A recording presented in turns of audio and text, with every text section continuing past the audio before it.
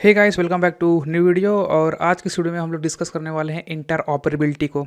तो इंटरऑपरेबिलिटी का मतलब होता ये है कि साथ में काम करने की क्षमता। जैसे हमारे केस में एक्सएमएल है और कंपोजेबल हैं, तो ये जब आपस में मिलकर काम करेंगे तो उस चीज़ को हम लोग बेसिकली बोलते हैं इंटरऑपरेबिलिटी।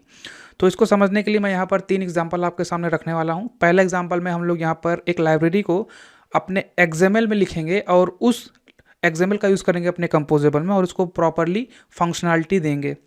ठीक है, तो वहाँ पर हम ये सीखेंगे कैसे हम लोग अपने पुराने एप्लीकेशन के लाइब्रेरीज़ को जो कि हमने व्यूज़ में लिखे हुए हैं उनको कैसे यूटिलाइज कर सकते हैं अपने कंपोजेबल में।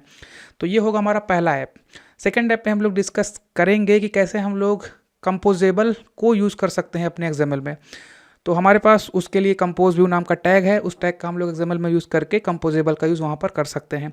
तो ये होगा हमारा सेकेंड प्रैक्टिकल एग्जांपल। थर्ड में हम लोग डिस्कस करेंगे कि कैसे हम लोग एंड्रॉयड व्यू बाइंडिंग का यूज़ कर सकते हैं। तो ये बेसिकली हमारे पास फंक्शंस हैं, जैसे हमारे पास है एंड्रॉयड व्यू बाइंडिंग। तो इन दोनों की हेल्प से हम एक्सएमएल को कंपोजेबल में यूज़ करते हैं। और जब हमारा कंपोजेबल को हमें यूज़ करना होता है एक्सएमएल में, तो हमारे पास एक्सएमएल में एक टैग है कंपोज व्यू, तो उसका यूज़ हम लोग करते हैं। अब कैसे करते हैं, क्या करते हैं, उसको हम लोग इस पूरे वीडियो में डिस्कस करके देखने वाले हैं विद द प्रैक्टिकल एग्जांपल। तो चलिए वीडियो को स्टार्ट करते हैं और सीखते हैं कैसे हम लोग इंटरऑपरेबिलिटी को बहुत ईजिली परफॉर्म कर सकते हैं। सबसे पहले हम ये केस देखेंगे कैसे हम लोग अपने व्यू हायरार्की को यूज़ कर सकते हैं अपने जेटपैक कंपोज के कंपोजेबल्स में। तो मान लो मेरे पुराने एप्लीकेशन में मैंने एक एक्सएमएल लिखा था जिसमें मैंने एक लाइब्रेरी को यूज़ किया था और उसकी हेल्प से हम लोग अपने क्यूआर कोड को स्कैन कर रहे थे। तो मैं क्या चाहता हूँ, मैं चाहता हूँ इस चीज़ को माइग्रेट करना जेटपैक कंपोज में, लेकिन जो हमारा एक्सएमएल है मैं उसी एक्सएमएल को यहाँ पर यूटिलाइज़ कर पाऊँ। तो क्या ये पॉसिबल है? हाँ, ये पॉसिबल है और इसी चीज़ को हम लोग यहाँ पर करने वाले हैं। सबसे पहले आपको जाना होगा यहाँ पर build dot Gradle module app level में, एंड यहाँ पर आपको इनेबल करना होगा डेटा बाइंडिंग, क्योंकि हम लोग यहाँ पर एक्सएमएल लिखने वाले हैं। तो उसके रेफरेंस लेने के लिए ईजिली मैं यहाँ पर डेटा बाइंडिंग का यूज़ करूँगा। उसके अलावा आपको यहाँ पर एक और डिपेंडेंसी लिखनी है लाइव डेटा के लिए, जो कि हम लोग यूज़ करेंगे अपने लाइव डेटा को observe as a state use करने में। उसके बाद आपको यहाँ पर मिलेगी जेब्रा क्रॉसिंग लाइब्रेरी, जो कि हम लोग यूज़ करेंगे क्यूआर कोड को स्कैन करने के लिए। ठीक है, इतना सेटअप करने के बाद आप अपने प्रोजेक्ट को सिंक कर लेंगे। और उसके बाद सबसे पहले आप लोग यहाँ रिसोर्स में एक layout Android resource directory create करेंगे। तो right click new Android resource directory layout, और इस लेआउट के अंदर हमारा एग्जिस्ट करेगा एक्सएमएल, जिसका हम लोग यहाँ पर नाम देंगे बारकोड स्कैनर। ठीक है, और यहाँ पर हमारे पास होगा लीनियर लेआउट। सबसे पहले मैं इस लेआउट को कन्वर्ट करता हूँ डेटा बाइंडिंग लेआउट में, और इस लीनियर लेआउट के अंदर हम लोग यहाँ पर यूज़ करेंगे डिकोरेटेड बारकोड व्यू। तो ये हमारे लाइब्रेरी से आएगा और इसका विड्थ होगा मैच पेरेंट। हाइट मैं दूंगा यहाँ पर 200 DP, एंड यहाँ पर मैं दूंगा इसको आईडी, जिसका हम लोग नाम देंगे बारकोड स्कैनर व्यू। ठीक है, तो ये 3 लाइन आपको यहाँ पर यूज़ करनी है। एंड इसके बाद हम लोग यहाँ पर जाएंगे अपने मेन एक्टिविटी में। सबसे पहले हम लोग यहाँ पर बाइंडिंग का वेरिएबल बनाएंगे underscore binding, which is a type of barcode scanner binding, और इसको मैं इनिशियलाइज कराऊंगा नल से। उसके बाद हमारे पास एक और होगा प्राइवेट वाइल बाइंडिंग, जो कि इसी बाइंडिंग का रेफरेंस रखेगा। सो अंडरस्कोर बाइंडिंग। ओके, तो इस तरह से हमारा जो बाइंडिंग का वेरिएबल है वो हमने क्रिएट कर लिया। अब हम इसको करेंगे इनिशियलाइज। तो इनिशियलाइज करने के लिए हम लोग चलेंगे इस ऑन क्रिएट के अंदर। अंडरस्कोर बाइंडिंग को हम लोग इनिशियलाइज कराएंगे with the help of barcode scanner binding dot inflate. यहाँ पर हमें भेजना होगा लेआउट इनफ्लेटर। ठीक है, तो हमारा बाइंडिंग अभी इनिशियलाइज हो चुका है। अब इसके बाद हम लोग यहाँ पर यूज़ करेंगे इस बाइंडिंग का, और यहाँ पर हमें मिल जाएगा बारकोड स्कैनर व्यू। तो इसके अंदर हमें डालना होगा यहाँ पर डिकोडर फैक्ट्री, मतलब किस तरह के बार कोड या फिर क्यूआर कोड क्या स्कैन करना चाहते हो आप। तो यहाँ पर उस चीज़ को बताने के लिए हम लोग यूज़ करते हैं डिफ़ॉल्ट डिकोडर फैक्ट्री, और इसके अंदर अपने फॉर्मेट की लिस्ट भेजते हैं। अब इसके बाद मैं यहाँ पर फॉर्मेट की अपने लिस्ट बनाऊँगा। सो लिस्ट ऑफ, एंड यहाँ पर मैं केवल और केवल एक चीज़ को स्कैन करना चाहता हूँ, तो मुझे यहाँ पर डालना होगा बारकोड फॉर्मेट क्यूआर कोड। ठीक है, तो केवल मैं क्यूआर कोड को ही स्कैन करना चाहता हूँ, इसलिए मैंने लिस्ट के अंदर केवल उसी को यूज़ किया, और इस फॉर्मेट को मैं यहाँ पर भेज दूंगा। ठीक है, तो इस तरह से हमें हमारा जो बारकोड स्कैनर है उसको ये पता होगा कि किस चीज़ को हमें यहाँ पर डिकोड करना है। अब उसके बाद मैं इस बाइंडिंग बारकोड स्कैनर व्यू करता हूँ इनिशियलाइज। तो इनिशियलाइज करने के लिए मैं यूज़ करूँगा अपने इंटेंट का। ठीक है, एंड एट द लास्ट मैं यहाँ पर डिकोड करना स्टार्ट करूँगा। सो यहाँ पर मैं यूज़ करूँगा बार कोड स्कैनर व्यू और डिकोड कॉन्टिन्यूअस, और इसकी रिक्वायरमेंट होती है कॉल बैक। तो वो कॉल बैक हम यहाँ पर क्रिएट कर लेंगे। अभी मैं केवल अपना लाइब्रेरी को सेटअप कर रहा हूँ। तो उसके लिए यदि आपको कुछ समझ नहीं आ रहा, डोंट वरी, ये केवल और केवल लाइब्रेरी से रिलेटेड है। यहाँ पर कोई भी इंटरऑपरेबिलिटी का चीज़ यूज़ नहीं हो रहा है। So bar code call back, and इसके अंदर हमारे पास एक फंक्शन होता है जिसका नाम होता है बार कोड रिजल्ट, और इस रिजल्ट में हमें रिजल्ट देखने को मिलता है। तो मैं यहाँ पर इस रिज़ल्ट को चेक करूँगा। यदि ये नल नहीं होगा तो मैं यहाँ पर एक कंडीशन लगाऊँगा, इट डॉट टेक्स्ट, मतलब जो टेक्स्ट है यदि वो नल होगा, या फिर हमारा जो इट का टेक्स्ट है वो इक्वल टू होगा हमारे टेक्स्ट के वैल्यू के। तो ये टेक्स्ट अभी हमने क्रिएट नहीं किया है, इसको हम लोग यहाँ पर टॉप पर जाकर क्रिएट कर लेते हैं, प्राइवेट वैल टेक्स्ट, और इसको मैं यहाँ पर क्रिएट करूँगा with the help of mutable live data. So mutable live data type होगा इसका स्ट्रिंग, एंड इसको मैं इनिशियलाइज करा दूंगा एम्प्टी स्ट्रिंग से। और अभी यहाँ पर हमारा जो एरर है वो नहीं आ रहा है। तो यदि ऐसा कोई केस होता है तो मैं सिंपली यहाँ से रिटर्न कर लूँगा अपने आप को। और यदि ऐसा नहीं होता है तो हम हमारा जो टेक्स्ट है, बेसिकली जो म्यूटेबल लाइव डेटा टेक्स्ट है, उसमें अपने रिजल्ट में जो हमें चीज़ें मिली हैं, मतलब इट में जो टेक्स्ट मिला है उसको इस पर्टिकुलर टेक्स्ट में इनिशियलाइज कर देंगे, मतलब रख देंगे। एंड इस कॉल बैक को मैं यूज़ कर लूँगा यहाँ पर। ठीक है, तो ये सेटअप बेसिकली अपने लाइब्रेरी के लिए है कि वो कैसे हमारी चीज़ों को स्कैन करके हम हमारे म्यूटेबल लाइव डेटा में सेट करेगा। ठीक है, तो ये प्योरली रिलेटेड है हमारे लाइब्रेरी से। ओके, सो अब हम लोग क्या करेंगे, हम लोग यहाँ पर सबसे पहले लेंगे परमिशन, क्योंकि QR कोड स्कैन करने के लिए हमें कैमरा की रिक्वायरमेंट होगी, और उस कैमरा को एक्सेस करने के लिए हमें कैमरा की परमिशन चाहिए। तो वो परमिशन अब हम यहाँ पर लेंगे। तो उसको लेने के लिए हमें यहाँ पर एक वेरिएबल क्रिएट करना होगा जिसका हम लोग नाम देंगे request permission register for activity result. इसके अंदर हमें कॉन्टैक्ट भेजना होगा, तो हमारे केस में वो होगा रिक्वेस्ट परमिशन। एंड इस लैम्डा के अंदर हमें मिल जाएगा कि हमारा परमिशन में मिला है या नहीं। तो ये एक बुलियन होगा जिसको मैं सबसे पहले चेक करूँगा, यदि वो नल ना हो और ट्रू हो तो उस केस में हमारा जो यहाँ पर बार कोड व्यू है इसको मैं एक्चुअली में रिज्यूम कर दूँगा। ठीक है, एंड इस रिक्वेस्ट परमिशन का हम लोग यूज़ कर लेंगे हमारे ऑन रिज्यूम मेथड में।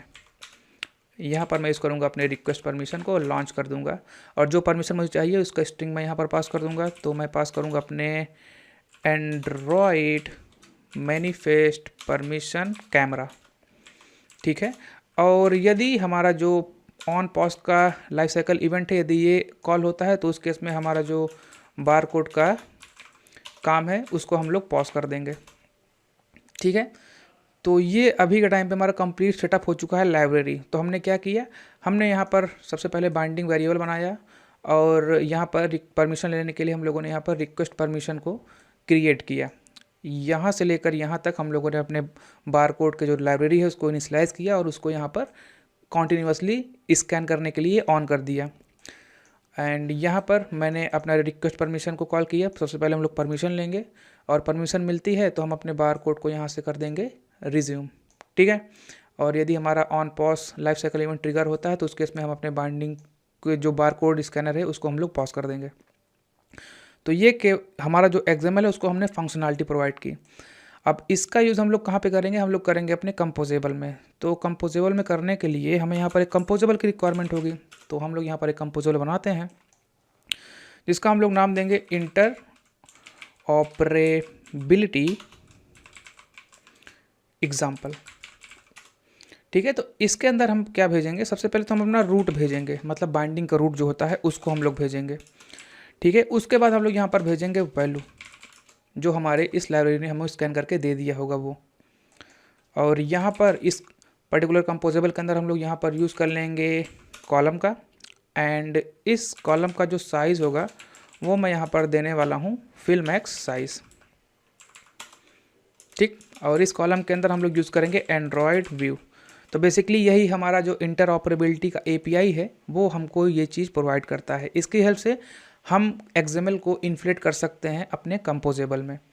सो इस फैक्ट्री के अंदर हमें भेजना होता है रूट, जो जो भी आप यहाँ पर इन्फ्लेट करना चाहते हो, जिस भी एक्सएमएल को, उसका रूट आप यहाँ पर पास करोगे। तो हमारे केस में ये रूट हमने ऑलरेडी यहाँ पर पास कर रखा है। एंड सेकेंड थिंग, आप यहाँ पर इसके साइज़ वगैरह को डिसाइड कर सकते हो। तो मैं यहाँ पर इसके साइज़ को रैप करता हूँ। सो मॉडिफायर रैप कंटेंट साइज़, मतलब जो हमारे एक्सएमएल का साइज़ होगा वही इस एंड्रॉयड व्यू का साइज़ होगा। तो एंड्रॉयड व्यू के हेल्प से हम बेसिकली जो हमारा एक्सएमएल है उसको इन्फ्लेट करते हैं। एंड ये जो यहाँ पर फैक्ट्री है, इसके अंदर हम लोग पास करते हैं उस पर्टिकुलर एक्सएमएल का रूट। ये फैक्ट्री केवल और केवल एक बार कॉल होता है, क्योंकि हमारा जो व्यू है उसे हमें कंपोज करना होता है, इसलिए ये केवल एक ही बार कॉल होता है। एंड ये कॉल होता है हमारे यूआई थ्रेड पर। तो जितने भी आपके यूआई रिलेटेड काम है वो आप यहाँ पर फैक्ट्री के अंदर कर सकते हो। एंड इस एंड्रॉयड व्यू के बाद हम लोग यहाँ पर यूज़ करेंगे एक टेक्स्ट का, और इस टेक्स्ट में बेसिकली वैल्यू को यहाँ पर पास कर देंगे। और मैं यूज़ करूँगा यहाँ पर मॉडिफायर का, सो दैट इसका जो विड्थ है उसको मैं पूरा दे पाऊँ। लास्टली मैं इसको टेक्स्ट को अलाइन करूँगा सेंटर में, तो मैं यूज़ करूँगा टेक्स्ट अलाइनमेंट का।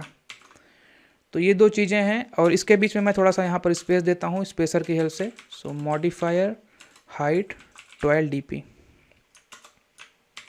ठीक है, तो ये इस तरह से हम लोग यहाँ पर इंटरऑपरेबिलिटी का यूज़ कर सकते हैं। तो इस चीज़ को हम लोग कॉल कर देंगे अपने थीम के अंदर। सो इंटरऑपरेबिलिटी एग्जाम्पल, यहाँ पर मुझे रूट पास करना है, तो वो आएगा हमारे बाइंडिंग के रूट से।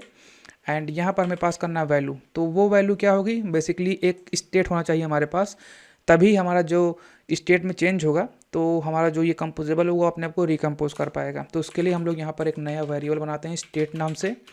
और जो हमारा टेक्स्ट है, जो कि एक म्यूटेबल लाइट डेटा है, इसको हम लोग ऑब्जर्व करेंगे एज ए स्टेट, ताकि कभी भी इसमें चेंज आए तो हमारा ये जो कंपोजेबल है ये अपने आप को रिकम्पोज कर पाए। अब हम लोग इस स्टेट के वैल्यू को यहाँ पर भेज देंगे, और हम ये श्योर हैं कि ये कभी नल नहीं होगा, क्योंकि हम लोगों ने ऑलरेडी इसको इनिशियलाइज कर रखा है एम्प्टी स्ट्रिंग से। ठीक है, तो ये पूरा एग्जाम्पल हो गया हमारा इस चीज़ का कि हम कैसे अपने एक्सएमएल को कंपोजेबल में यूज़ कर सकते हैं। तो इसको मैं एग्जीक्यूट करता हूँ अपने रियल डिवाइस पे, क्योंकि ये एमुलेटर पर नहीं चलेगा। अगर चलेगा भी तो आप क्यूआर कोड स्कैन नहीं कर पाओगे। तो प्रॉपरली इसको देखने के लिए मैं इसको एग्जीक्यूट करूँगा अपने फिजिकल डिवाइस पे, और उसके बाद मैं आपको दिखाऊँगा।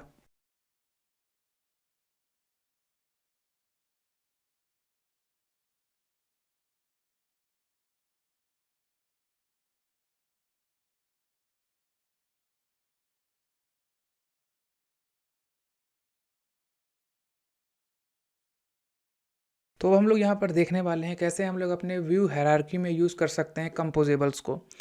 सो उसके लिए मैंने यहाँ पर एक नया एक्टिविटी क्रिएट कर लिया है, और जो इसका लेआउट है वो है यहाँ पर एक्टिविटी कंपोज। एंड यहाँ पर मैंने इस लेआउट को कन्वर्ट कर लिया है डेटा बाइंडिंग लेआउट में। तो इस लीनियर लेआउट के अंदर हम यहाँ पर क्रिएट करेंगे सबसे पहले एक टेक्स्ट व्यू, रैप कंटेंट इसकी आईडी मैं यहाँ पर दूंगा टेक्स्ट व्यू। एंड इसके बाद मैं इसको यहाँ पर क्लोज कर दूंगा, और यहाँ पर मुझे यूज़ करना है कंपोजेबल्स का। तो उसको यूज़ करने के लिए हमारे पास एक एक्सएमएल यहाँ पर है, जिसको हम लोग बोलते हैं कंपोज व्यू। ठीक है, तो कंपोज व्यू का मैं यूज़ करूँगा। विड्थ इसकी दूंगा मैच पेरेंट, हाइट में दूंगा यहाँ पर 200 dp। एंड इसके बाद मैं इसको आईडी प्रोवाइड करूँगा। सो आईडी प्रोवाइड करने के लिए आपको यहाँ पर पूरा अपने आप से लिखना होगा एंड्रॉयड ID @+ID/ और आपको यहाँ पर अपनी आईडी देनी है। तो मैं इसको आईडी दूंगा कंपोज व्यू। ठीक है, तो ये छोटा सा हमारा एक्सएमएल है। तो होगा क्या कि मैं इस कंपोज व्यू के अंदर अपने कंपोजेबल को रेंडर करूँगा, और हमारा जो कंपोजेबल है वो कंटेन करेगा एक आउटलाइन टेक्स्ट फील्ड, और उसमें जो मैं टाइप करूँगा वो हमारे इस टेक्स्ट व्यू पे सेटअप होगा। मतलब हम अपने कंपोजेबल और हमारा जो ये टेक्स्ट व्यू है इससे इंटर कम्युनिकेट करेंगे। तो चलिए अपने व्यू एक्टिविटी में चलते हैं, और यहाँ पर सबसे पहले हम लोग रेफरेंस लेते हैं अपने बाइंडिंग का। So private val underscore binding. So यहाँ पर हमारा जो बाइंडिंग क्लास बना होगा वो होगा एक्टिविटी कंपोज बाइंडिंग। इसको मैं नल से इनिशियलाइज कराऊंगा, और एक और यहाँ पर बाइंडिंग वेरिएबल बनाऊंगा। सो बाइंडिंग जो कि इनिशियलाइज होगा हमारे इससे ऊपर वाले बाइंडिंग से। सो गेट अंडरस्कोर बाइंडिंग।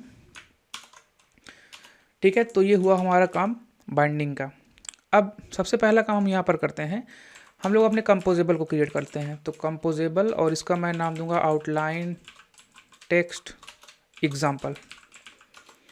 ठीक है, और यहाँ पर मैं क्रिएट कर लूँगा outline text field, outline text field, और इसकी रिक्वायरमेंट होती है value and on value change. तो ऑन वैल्यू चेंज हमारा यहाँ पर एक फंक्शन की रिक्वायरमेंट करता है, तो उसको यहाँ पर मैं पास करूँगा। तो सबसे पहले हमारा होगा यहाँ पर वैल्यू जिसका टाइप होगा स्ट्रिंग, और दूसरा होगा हमारा फंक्शन, तो ऑन वैल्यू चेंज। ठीक है, ये एक फंक्शन होता है जिसके इनपुट होता है स्ट्रिंग और रिटर्न में हमें कुछ नहीं मिलता, तो इसको मैं यहाँ पर सिंपली पास कर दूंगा।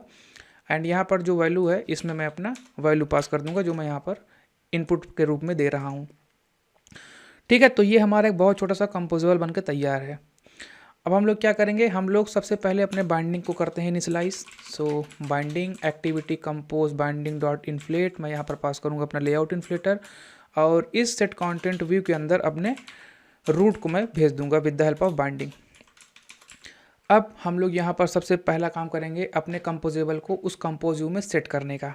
तो उसको करने के लिए हम लोग यूज़ करेंगे अपने बाइंडिंग का, binding compose view, and run block के अंदर हम लोग यहाँ पर उस चीज़ को करने वाले हैं। तो सबसे पहले हम यहाँ पर ही डिसाइड करेंगे कि इसका बिहेवियर क्या होगा। तो यहाँ पर हम लोग उसके लिए यूज़ करते हैं सेट व्यू कंपोजिशन स्ट्रैटेजी। तो ये हमें ये बताता है कि कब हमारे कंपोजेबल को रिकम्पोज करना है या फिर कब हमें उसको डिस्पोज करना है, तो उसका बिहेवियर कैसा होगा। सो यहाँ पर हमारे पास कई तरह के देखने को आपको मिल जाएंगे। तो डिफ़ॉल्ट भी है, लेकिन मैं डिफ़ॉल्ट यूज़ नहीं करने वाला, मैं यहाँ पर यूज़ करने वाला हूँ dispose on detach from window. मतलब जैसे आप विंडो से हटो उस केस में आप हमारे कंपोजेबल को डिस्पोज कर दो। ठीक है, जब हम एक्सएमएल का यूज़ करते हैं तो हम लोग इस चीज़ को बोलते हैं डिस्ट्रॉय, लेकिन यहाँ पर हम लोग अपने कंपोजेबल को डिस्पोज करते हैं। तो यहाँ पर 3 तरीके के हैं, तो मैं यहाँ पर यूज़ करूँगा dispose on D attach from window. आप यहाँ पर ये 2 हैं, आप इनके बारे में पढ़ सकते हो और इनका भी यूज़ कर सकते हो। फिलहाल मैं यहाँ पर यूज़ करने वाला हूँ dispose on D attach from window. ठीक है, तो ये हमारा हो गया स्ट्रेटजी अपने व्यू का। उसके बाद हम लोग यहाँ पर कॉल करेंगे सेट कंटेंट का, और इस सेट कंटेंट के अंदर हम लोग कॉल करेंगे हमारे कंपोजेबल को, और इसकी रिक्वायरमेंट है वैल्यू और ऑन वैल्यू चेंज। तो मैं यहाँ पर वैल्यू में बेसिकली भेजने के लिए डेटा को एक स्टेट क्रिएट करूँगा, और इस स्टेट को मैं इनिशियलाइज कराऊँगा हमारे किसी लाइव डेटा से। तो मैं यहाँ पर यूज़ करूँगा म्यूटेबल लाइव डेटा। तो उसके लिए मैं यहाँ पर एक टेक्स्ट नाम का म्यूटेबल लाइव डेटा क्रिएट करता हूँ जिसका टाइप होगा स्ट्रिंग, इनिशियलाइज होगा एम्प्टी स्ट्रिंग से। तो इसका यूज़ मैं यहाँ पर कर लेता हूँ टेक्स्ट ऑब्जर्व एज स्टेट। ठीक है, तो इस चीज़ को मैं यहाँ पर भेज देता हूँ स्टेट वैल्यू, श्योर हूँ कि ये कभी भी नल नहीं होगा। एंड ऑन वैल्यू चेंज में मैं हमारा जो स्टेट का वैल्यू है इसको अपडेट करूँगा, लेकिन यहाँ पर ये अपडेट नहीं होगा क्योंकि while can not be reassign. तो जो बेस्ट तरीका हमको बोला गया है अपने कंपोजेबल और व्यू में कम्युनिकेट करने के लिए, वो है व्यू मॉडल। आप हमेशा व्यू मॉडल का यूज़ करो इन दोनों के दरमियान कम्युनिकेशन के लिए। तो मैं यहाँ पर एक नया व्यू मॉडल क्रिएट करता हूँ और उसके बाद मैं इस चीज़ को करता हूँ। सो इसका मैं नाम दूंगा मेन व्यू मॉडल, ये क्लास होगा, और ये क्लास यहाँ पर एक्सटेंड करेगा हमारे व्यू मॉडल को। इसके अंदर हमारे पास एक वेरिएबल होगा जो कि बेसिकली हमारे स्टेट को रखेगा। ठीक है, तो state is equal to mutable live data जिसका टाइप होगा स्ट्रिंग, और इसको मैं इनिशियलाइज कराऊंगा एम्प्टी स्ट्रिंग से। एंड यहाँ पर मैं एक फंक्शन बनाऊंगा इसको वैल्यू को पोस्ट करने के लिए। सो पोस्ट वैल्यू जिसका टाइप होगा स्ट्रिंग, एंड इस चीज़ को मैं अपने स्टेट में पोस्ट कर दूंगा। ठीक है, तो यहाँ पर हमारे पास क्या है, एक म्यूटेबल लाइव डेटा है और एक हमारा सिंपल सा फंक्शन है जिसकी हेल्प से हम इसमें वैल्यू पोस्ट कर सकते हैं। तो अब आप इस चीज़ को इजीली यूज़ कर सकते हो। तो हम चलेंगे अपने व्यू एक्टिविटी में। सबसे पहले हम अपने व्यू मॉडल को इनिशियलाइज कराएंगे। तो यहाँ पर उस चीज़ को करते हैं while view model which is a type of main view model, और इसको मैं इनिशियलाइज कराऊंगा डेलीगेट व्यू मॉडल की हेल्प से। इंपोर्ट कर लीजिए इसको आप, तो आपका जो व्यू मॉडल है यहाँ पर इनिशियलाइज हो जाएगा। नाउ अब हम लोग इस व्यू मॉडल का जो हमारे पास स्टेट है उसको यहाँ पर ऑब्जर्व करेंगे जो स्टेट, और जब भी हमारा यहाँ पर कोई चीज़ चेंज होगा तो उस केस में हम अपने व्यू मॉडल का पोस्ट वैल्यू यूज़ करके अपने वैल्यू में पोस्ट कर देंगे। ठीक है, तो इस तरीके से आपने यहाँ पर अपने स्टेट को अपडेट भी कर लिया है। ऑलराइट, सो अब ये जो यहाँ पर हमने टेस्ट को किया है पोस्ट, इसको हम लोग ऑब्जर्व करेंगे और सेट करेंगे हमारे इस टेक्स्ट व्यू पर। सो उसको करने के लिए आपको यहाँ पर टॉप पर जाना है और हमारा जो व्यू मॉडल का स्टेट है इसको आपको करना है ऑब्जर्व।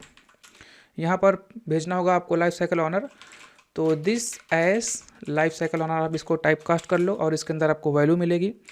तो चेक करो, यदि आपका वैल्यू नल नहीं हो तो आप हमारे इस बाइंडिंग के टेक्स्ट व्यू का यूज़ करके इसमें टेक्स्ट को कर दो सेट। ठीक है, तो कुछ इस तरह से बेसिकली आप अभी इंटर कम्युनिकेट कर पाओगे अपने कंपोजेबल और व्यू में। सो मैं इसको यहाँ पर एग्जीक्यूट करता हूँ और देखता हूँ ये हमारा प्रॉपरली रन करता है या नहीं। सो एप्लीकेशन हमारा यहाँ पर एग्जीक्यूट हुआ था लेकिन वो किसी कारणवश यहाँ पर क्रैश हो रहा है। तो इसका रीज़न देखने के लिए हम लोग रन में चलेंगे और यहाँ पर आपको देखने को मिलेगा caused by illegal state exception, you need to use a theme dot app compat theme with this activity. तो इस कहने का मतलब ये जो हमारा व्यू एक्टिविटी है ना, इसके थीम में आपको यूज़ करना है थीम डॉट ऐप कॉम्पैट।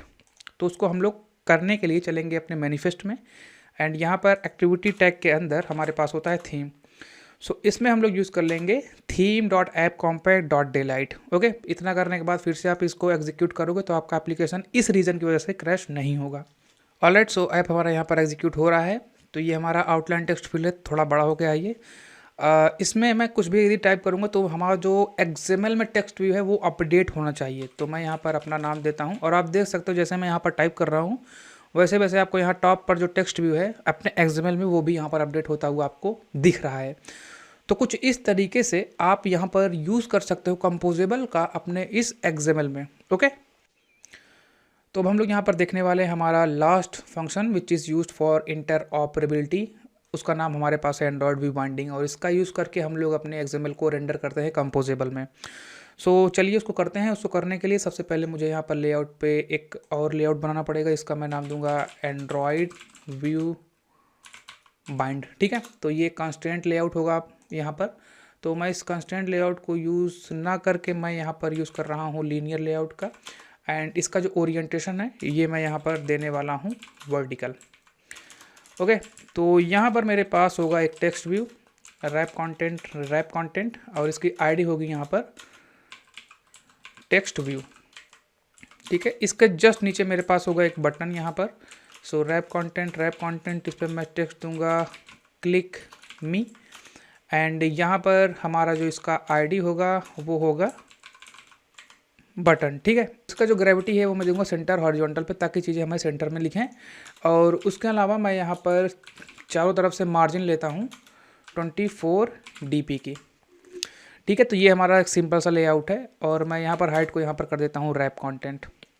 ठीक है, तो ये हमारा सिंपल सा XML में लेआउट है। अब हम लोग चलेंगे अपने मेन एक्टिविटी में और यहाँ पर एक कंपोजेबल लिखेंगे और इस कंपोजेबल का नाम दूंगा मैं स्लाइडर COMP कंपोजेबल। और इसके अंदर बेसिकली मैं यूज़ करूँगा कॉलम का और कॉलम के अंदर हमारे पास होगा स्लाइडर। तो स्लाइडर में हमें यहाँ पर दो चीज़ों की रिक्वायरमेंट होती है, पहला है वैल्यू, दूसरा है ऑन वैल्यू चेंज। तो ऑन वैल्यू चेंज के अंदर हमें यहाँ पर फ्लोट मिलता है तो मैं स्टेट होस्टिंग खेल से इस चीज़ को ऊपर ट्रांसफ़र करूँगा। सबसे पहले मुझे यहाँ पर वैल्यू चाहिए तो वैल्यू मैं यहाँ पर दूंगा इन अ फॉर्म ऑफ फ्लोट। उसके बाद हमें यहाँ पर ऑन वैल्यू चेंज को ऊपर ट्रांसफ़र करना है तो उसके लिए हम यहाँ पर एक फंक्शन लिखेंगे जिसका इनपुट होगा यहाँ पर फ्लोट और ये हमें कुछ नहीं रिटर्न करेगा और सिंपली इसको हम लोग इन्वोक कर देंगे ऑन वैल्यू चेंज इन्वोक और इस फ्लोट को ऊपर ट्रांसफ़र कर देंगे। वैल्यू में हम लोग इस वैल्यू को पास कर देंगे। ठीक है, तो ये हमारा हो चुका है स्लाइडर। एंड्रॉयड व्यू बाइंडिंग का यूज़ करने के लिए सबसे पहले आपको यहाँ पर जाना होगा build.gradle में और इनेबल करना होगा व्यू बाइंडिंग को एंड उसके अलावा आपको यहाँ पर एक डिपेंडेंसी की रिक्वायरमेंट पड़ेगी और ये बेसिकली हमारे जो एंड्रॉयड व्यू बाइंडिंग है उसके लिए जितनी भी चीज़ें होंगी वो हमें हमारे प्रोजेक्ट में ऐड कर देगा। इतना करने के बाद आप जाएंगे अपने मेन एक्टिविटी में और यहाँ पर यूज़ करेंगे एंड्रॉयड व्यू बाइंडिंग। ठीक है, यहाँ पर हमें मिल रहा है और अभी हमें यहाँ पर इन्फ्लेट करना होगा हमारा XML। तो हमारा जो XML का व्यू बाइंडिंग क्लास है वो है यहाँ पर एंड्रॉयड व्यू बाइंडिंग। ठीक है, तो इसको यहाँ पर हम लोग कर देंगे इन्फ्लेट। ठीक है, तो यहाँ पर केवल आप इतना करोगे ना आपका काम हो जाएगा और इस पर्टिकुलर ट्रेलिंग लैम्डा के अंदर आपको यहाँ पर कॉन्टेक्स्ट मिल जाएगा। तो यदि मैं अपने इस एंड्रॉयड व्यू बाइंड के अंदर कोई हमारे पास आईडी है उसको हम लोग ईजिली यहाँ पर पॉइंट आउट कर सकते हैं इस लैम्डा के अंदर। लाइक हमारे पास था हमारा टेक्स्ट व्यू तो हम उसको पॉइंट आउट कर सकते हैं। हमारे पास था बटन, तो हम उसको यहाँ पर इजीली पॉइंट आउट कर सकते हैं। ठीक है, तो ये थोड़ा सा यहाँ पर एक्स्ट्रा एडवांटेज है ओवर एंड्रॉयड व्यू। जब हमने एंड्रॉयड व्यू यूज़ किया था तो उस केस में हम लोगों ने यहाँ पर बाइंडिंग का एक रेफरेंस लिया था, उसके बाद ही हम ऐसा कर पा रहे थे, लेकिन यहाँ पर आप डायरेक्टली इस चीज़ को कर सकते हो। सो इस एंड्रॉयड व्यू बाइंडिंग के अंदर हम लोग क्या करने वाले हैं, हमारा टेक्स्ट व्यू में जो टेक्स्ट है इसमें सेट करने वाले हैं वैल्यू को। ठीक है, तो ये शायद फ्लोट है तो इसे मुझे कन्वर्ट करना होगा स्ट्रिंग में। ओके, और जब मैं इस बटन पर क्लिक करूँगा, so button set on click listener, तो उस केस में मैं चाहता हूँ कि हमारा जो ये स्लाइडर है ये बेसिकली फिर से इनिशियलाइज हो जाए, मतलब फिर से 0 पर आ जाए। तो इस चीज़ को ऊपर ट्रांसफ़र करने के लिए मुझे अगेन यहाँ पर बनाना होगा एक फंक्शन। तो मैं यहाँ पर उस फंक्शन का नाम दूंगा रीसेट, एंड इसको मैं सिंपली यहाँ पर भेज दूंगा और यहाँ पर कोई इनपुट नहीं होगा और ये रिटर्न भी कुछ नहीं करेगा। मैं सिंपली इसको यहाँ पर इन्वोक करूँगा, सो रीसेट इन्वोक, और जब भी ये इन्वोक होगा तो हमारा जो स्लाइडर है वो फिर से अपने इनिशियल पॉइंट पर मतलब 0 पर आ जाएगा। और मैं स्लाइडर की यहाँ पर एक रेंज भी डिसाइड कर देता हूँ। तो रेंज डिसाइड करने के लिए आपको यहाँ पर एक प्रॉपर्टी मिलती है वैल्यू रेंज नाम से। तो वैल्यू रेंज, आप यहाँ पर रेंज पास कर दो 0F से लेकर 100F तक। ठीक है, तो आपका यहाँ पर कंपोजेबल हुआ कंप्लीट। अब हम लोग जाएंगे यहाँ टॉप पर और इस कंपोजेबल को यूज़ करेंगे। तो स्लाइडर कंपोजेबल, यहाँ पर आपको भेजनी होगी वैल्यू। तो जैसा मैंने आपको बोला है कि आप ऐसे केसेस में हमेशा यूज़ करिए व्यू मॉडल का। तो उसके लिए मैं यहाँ पर एक नया व्यू मॉडल क्रिएट करता हूँ जिसका हम लोग नाम देंगे स्लाइडर व्यू मॉडल। ठीक है, जब भी आपको इंटर कम्युनिकेट करना हो ना XML कंपोजेबल में, तो आप हमेशा व्यू मॉडल का यूज़ करो। कभी भी आपको यहाँ पर एरर के चांसेस बेसिकली कम हो जाते हैं। ठीक है, तो हमारा ये हुआ व्यू मॉडल और इसके अंदर हम लोग यहाँ पर एक वैल्यू बनाएंगे जिसका हम लोग नाम देंगे स्लाइडर काउंट नाम से, और ये होगा हमारा म्यूटेबल लाइव डेटा, और यहाँ पर इस बारी होगा फ्लोट, और इसको मैं इनिशियलाइज कराऊंगा 0F से। हमारे पास एक फंक्शन होगा सेट स्लाइडर काउंट, और इसके अंदर हम भेजेंगे वैल्यू जिसका टाइप होगा फ्लोट, और इसकी हेल्प से हम अपने स्लाइडर काउंट में वैल्यू को पोस्ट कर देंगे। ठीक है, और हमारे पास एक फंक्शन होगा यहाँ पर रीसेट काउंट का। सो इसकी हेल्प से हम अपने स्लाइडर काउंट को रीसेट करेंगे। तो इसमें जो वैल्यू पोस्ट करेंगे वो करेंगे 0F। ओके, तो चलेंगे अपने मेन एक्टिविटी में, और यहाँ पर सबसे पहला काम करेंगे हम लोग अपने व्यू मॉडल को इनिशियलाइज करने का। तो view model slider view model, इसको इनिशियलाइज कराऊंगा मैं व्यू मॉडल डेलीगेट से, इंपोर्ट कर लूँगा इसको। तो व्यू मॉडल में हमारा रेफरेंस आ चुका है, और यहाँ पर एक वेरिएबल बनाऊंगा स्टेट नाम से, एंड इस व्यू मॉडल का जो स्लाइडर काउंट है उसको मैं यहाँ पर ऑब्जर्व करूँगा एज ए स्टेट, और उसको यहाँ पर कर दूँगा पास। तो इस वैल्यू में पास करूँगा स्टेट डॉट वैल्यू, मैं मेक श्योर हूँ ये नल नहीं होगा। और ऑन वैल्यू चेंज में हमें क्या करना है, हमें बेसिकली फ्लोट मिल रहा है यहाँ पर, तो हम लोग अपने व्यू मॉडल का यूज़ करेंगे, और इसमें हमारे पास है सेट स्लाइडर काउंट, इसमें हम इस फ्लोट को भेज देंगे। ट्रेलिंग लैम्डा हमारा रिप्रेजेंट कर रहा है, जब भी हम इस बटन पर क्लिक करेंगे, बेसिकली जो हमारा XML में बटन है उसको जब हम क्लिक करेंगे तो उस केस में हम रीसेट करने वाले हैं अपने स्लाइडर को। सो मैं यहाँ पर यूज़ करूँगा व्यू मॉडल, और यहाँ पर मैं रीसेट काउंट को कॉल कर दूँगा। ठीक है, सो इस केस में बेसिकली होगा क्या कि हमारा जो स्लाइडर है वो 0 पर चला जाएगा फिर से। तो इसको मैं एग्जीक्यूट करके आपको दिखाता हूँ। ऑलराइट, सो हमारा जो प्रोजेक्ट है वो यहाँ पर चल रहा है। तो ये हमारा स्लाइडर है, ये हमारा टेक्स्ट व्यू है, ये हमारा बटन है। तो मतलब नीचे वाला हमारा पार्ट हो गया XML से आ रहा है वो, और ऊपर वाला हो गया हमारा कंपोजेबल। तो यदि मैं इसको यहाँ पर स्लाइड करूँ, सो आप देख सकते हो यहाँ हमारा जो वैल्यू है वो अपडेट हो रहा है लगातार। ठीक है, एंड जब मैं इस क्लिक में पर क्लिक करूँगा तो आप देख सकते हो हमारा जो स्लाइडर का वैल्यू है वो रीसेट हो चुका है। ओके, तो कुछ इस तरह से बेसिकली आप इंटर ऑपरेबिलिटी का यूज़ कर सकते हो अपने एग्जिस्टिंग एप्लीकेशन में, और उसकी हेल्प से आप कंपोज का यूज़ कर सकते हो अपने XML में, और XML का यूज़ कर सकते हो अपने कंपोजेबल में। ओके, तो यही था इस वीडियो में। उम्मीद करता हूँ आपको वीडियो ठीक लगी हो। ये ठीक लगी हो तो लाइक कर देना और सब्सक्राइब कर देना। ठीक है, कमेंट जरूर कर देना, उससे मालूम पड़ता है कि क्या कमी थी। ओके, सो मिलते हैं नेक्स्ट पार्ट में जहाँ पर कुछ और चीज़ हम लोग डिस्कस करेंगे। तब तक के लिए धन्यवाद।